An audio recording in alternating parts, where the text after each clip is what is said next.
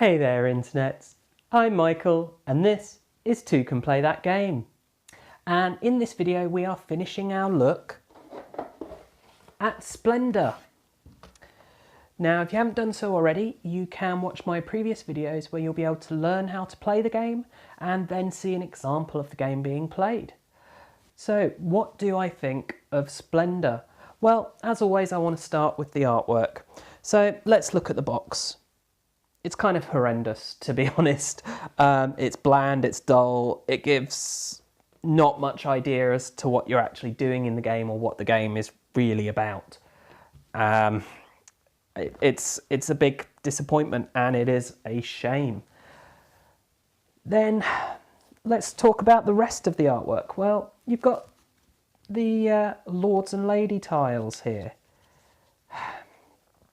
I mean, they fit with the kind of Renaissance theme that they're going for and with the images on the box, but they're just these bland, boring pictures.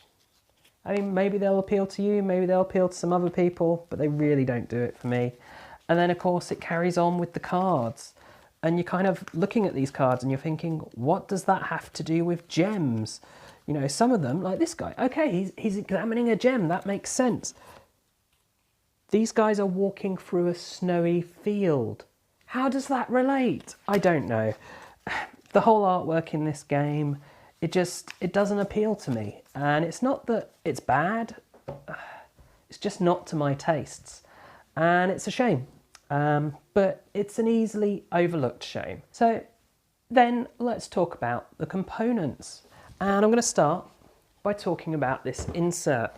Now, Space Cowboys seem to be really good for their inserts. Every game I've played of theirs or got of theirs, the inserts are really good. I mean, they're only this cheap moulded plastic, but they do the job really well. I mean, you've got the spaces here for the cards, and the cards do all fit in them nicely. You've got the spaces for the chips, and those fit for the Lords.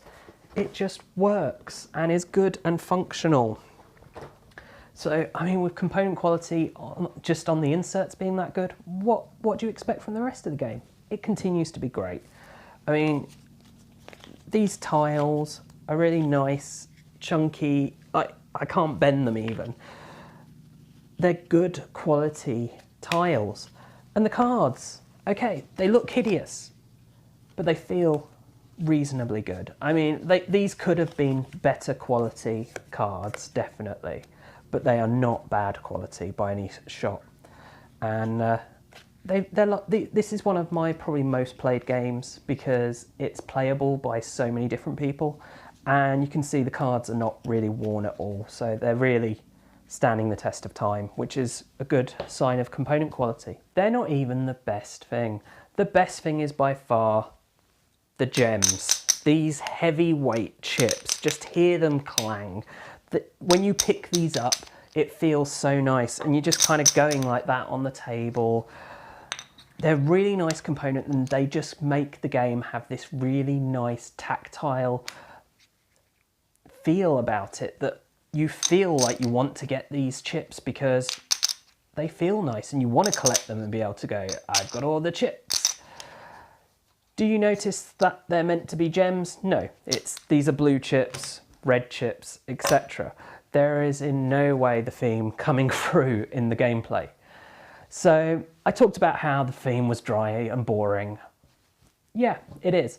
But treat this as an abstract game where you're just collecting colours in order to buy these cards, which will potentially get you the Lords that will get you some points, or even just getting the points on the cards. It's a great game. The mechanics of this game and the components really save it.